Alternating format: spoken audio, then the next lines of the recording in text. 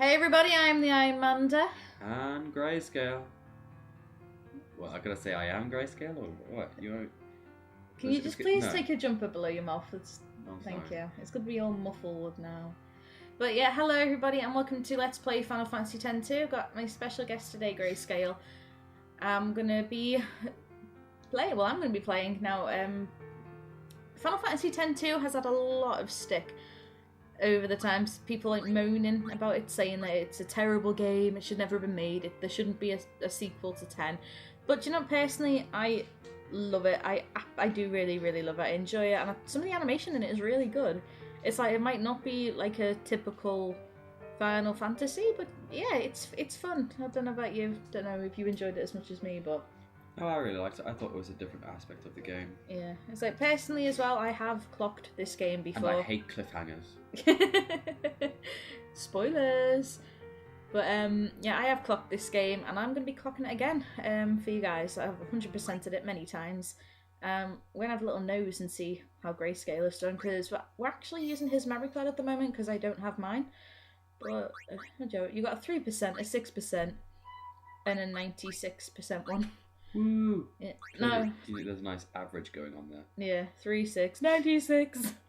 Now, new feature that they did add to Final Fantasy X-2 that's different from 10 is New Game Plus. Now, once you have completed the game, you can start a new one, but keep all the items and all of the percentage completion that you did from your previous save. Don't forget Albert Spheres. There's not Albed Spheres in this one. Is it not? No, there's not Albed Spheres. If you're thinking of primers, they're yeah, the primers. Yeah. Is that just from Milan? Yeah. No, you can get primers, you just can't get spheres. Oh, that's what I meant. I meant that, the primers, so you can understand the language. But yeah, you get to keep those. The only thing you don't keep is your levels, and obviously you have to replay the whole game again. But yeah, that is a new option that you can do. And also, what was I gonna say?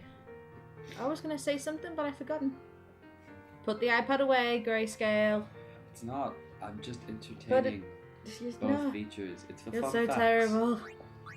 Oh, yeah, and that's what I was gonna say. Just remembered. Now, there are many options. I'm not gonna spoil anything, because I always end up going to spoil something by saying something. I have to stop myself. But in one sitting, well, you know, like on one playthrough, there's only one way that you can actually 100% the game, and that's by doing everything correct, obviously. But there's various options, and I'm going to show you all of them to 100% it as we go through the game. And that's what I'm going to be doing this time around. So let's start and let's play.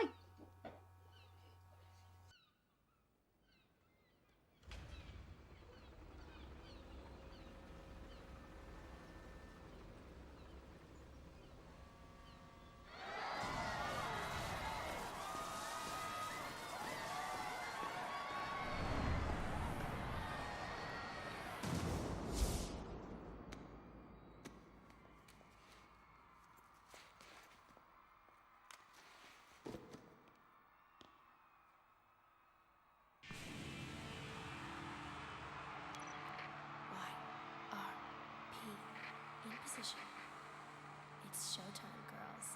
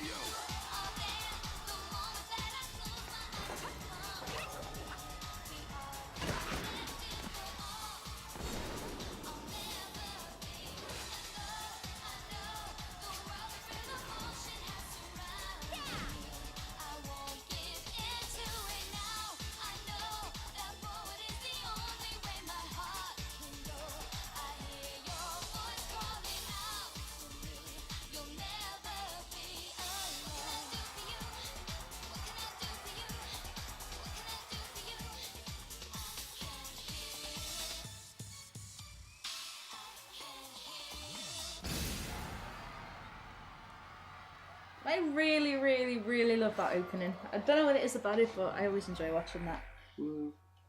I think it's all the tech that they use in it. I'm a fiend for when it comes to machines. It's like, I love Machina. I really, really do. I'd be an awesome Albed.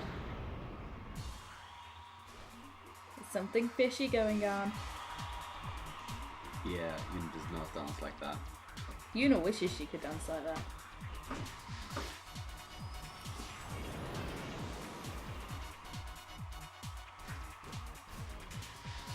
Hey, give it back already!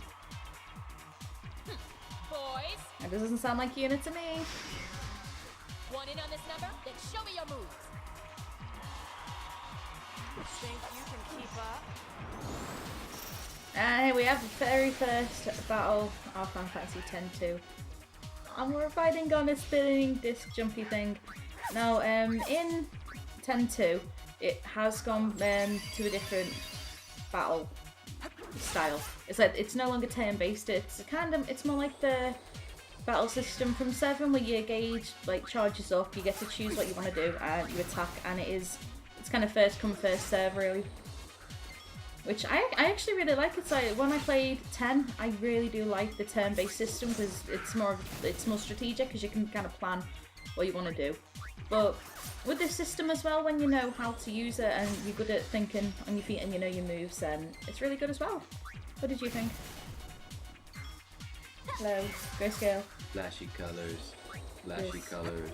No, I liked it. Yeah. As you can also see as well, Riku and our comrade Pain, who is also one of the main characters, they have different abilities and different types of attacks that they can do. And we'll get into that in just a little minute once this battle is over, but Riku's nearly dead, so we don't want to kill Riku just yet.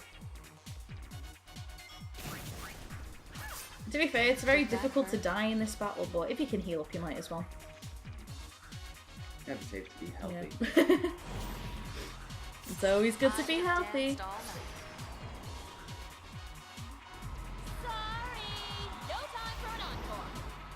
Is it bad that if this was a film, I could recite it word for word for this game, and that's how much I played it?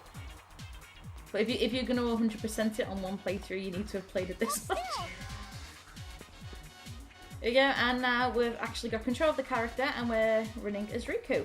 Now, I can't remember if it's up here or if it's the next one, but there's a little thing that we need to do before we can actually chase the imposter. I remember this bit. Yeah, so we're going to attack these goons, this silly goon. We don't need to waste any special moves on them yet because they are only goons, they're very weak. You can kill them in like 2 shots. Joe, it's all coming back to me now. I've not played this in so long, but it is coming back to me now. I think, nope, it's the next one that we need to go up. But I'm going to go all the way up here, ignore, like, fight these again. Because, as I've said, so 100% this, there are quite a lot of things that you need to, like, make sure that you do in order to unlock everything that you need to do to 100% it. And I'm not going to go into the details of the entire system of the game quite yet because we're not up to that bit. But I'll explain shortly once we've gotten to the next section. And if we go just up here when it loads, very important that you do this. Go up this little side alley, ignore the imposter for now. Defeat. Oh, we have 4. We now have femme goons. Oh, she goons. I thought they were femme goons. Femme goons. Yeah. You're a femme goon. You're a femme goon. You wish you were as cool as a femme goon. I know, they can catch But the she-goons, they are magic based and they are very, very weak. Weaker than the actual goons. Because goons are like dudes and dudes are tougher than But she-dudes. carrying on up here, oh god, so many goons! It's really annoying this bit because trying to get up here as well, you'll always get goons like running into you and they're so easy to beat but there's loads of them and it's just time consuming and annoying. Come on. What you'll notice as well with this game, like when the character actually runs to like attack someone, if there's another character in the way, they will get stuck. Yeah. And they will get to where they're going, but they do kind of get tripped up a bit. There we go. There's a big fat Moogle on the floor. You need to run up to it. You have to click on it. Now what that does, that does heal you, but also it unlocks an event for later on. So make sure that you do that, because if you don't, then you cannot 100% the game, and it's such an easy thing to miss so early on. But if you don't do that, it's like literally point something of a percent that it unlocks for the entire game, but you have to do it, otherwise you cannot 100% the game, which is so annoying. Because like, it's so early on and it's such a little thing to do, but do it. I think the first time I played it through, I didn't do it. Did you not? I found out about it about halfway through the game. I was like, oh, that is so unfair. Yeah. Again, we'll get more into the actual gameplay and how the whole system works very shortly. But for now, we're just gonna beat the hell out of this imposter. Oh, it's all coming back to me now. I just keep remembering all the cutscenes. Oh, I've played this game so much, and pain is waiting for us. Hey, you run too fast! You're too slow, little girl. I do love his voice. He looks weird, but I love his voice.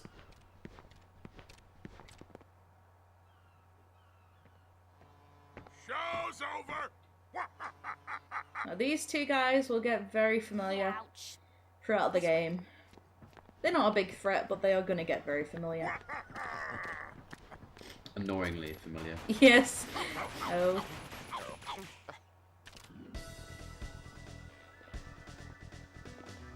Time for a makeover.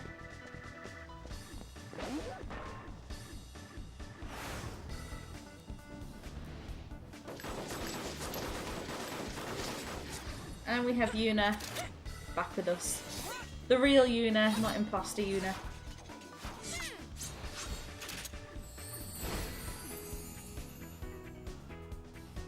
I always hate that, the fact that the letters aren't. I know in the it's, same way it's that they're not standing. YRP.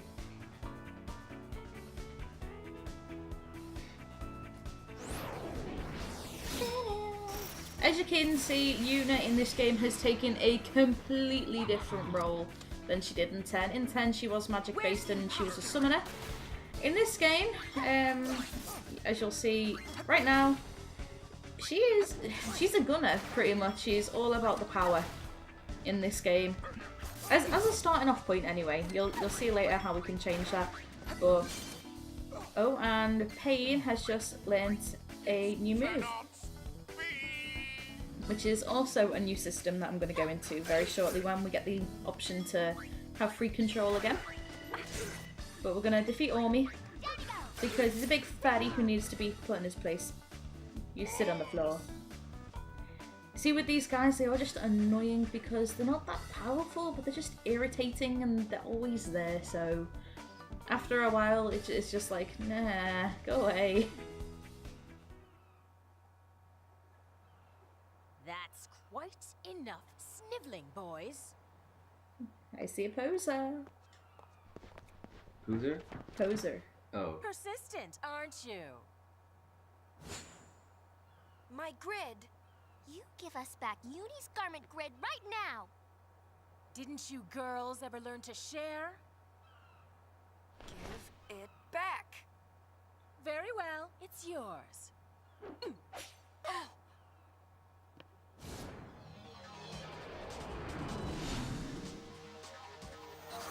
That's pretty cool.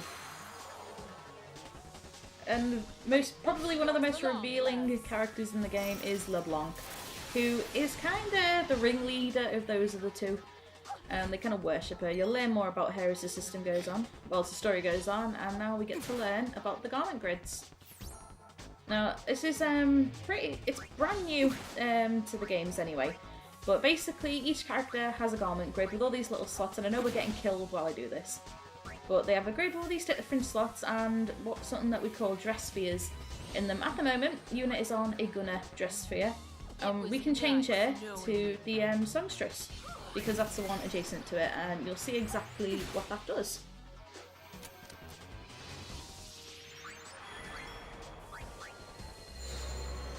She gets naked! And she changes clothes. Whoa. And she is now wearing the exact same outfit that LeBlanc was when she had stolen Uni's dress sphere. With all the different dress spheres come different abilities. With the songstress one, it is mostly, it's kind of magic, but basically the character will do different dances that will put different status effects on the character. Now, the one that Yuna just did, it lasts for as long as Yuna is dancing. And whichever status is with the attack is what happens. Like, we did Darkness Dance, so LeBlanc has Darkness casted on her for as long as Yuna is dancing to. And for Pain, for example, she is a warrior at the moment, and she has an ability called Swordplay. And with those, it's just basically different sword attacks with different attributes. Pardon me, different attributes attached to it. Now, with them what was it? Sword dance? Yeah. No, with swordplay. Sorry. It does. Yeah, it does take a while to charge up, but they are pretty powerful, and you can do some pretty good moves and damages with them. But personally, I always level up my characters enough that I never bother with status things, because I'm just really bad with that. I'm more of a charge forward and hitting thing. I was always, pretty magics. See, that's where we differ when it comes to games. You're always kind of the magic wield, and I just like charging forward and hitting. Yeah. Just like, die, attack. We'd make such a good team. You'd be the tank, I'd be the magic guy. Riku. Oh. What? Hey. She looks so confused by her own dancing.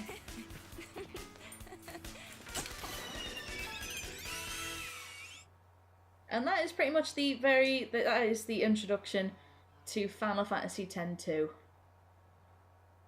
It's such a good game. It's like, you might have you might be a bit devious of it right now. Oh, mission complete. Which is also something that we're going to get into in the next episode, because I'll explain this, and then we're at 20 minutes, so I'll call this a day.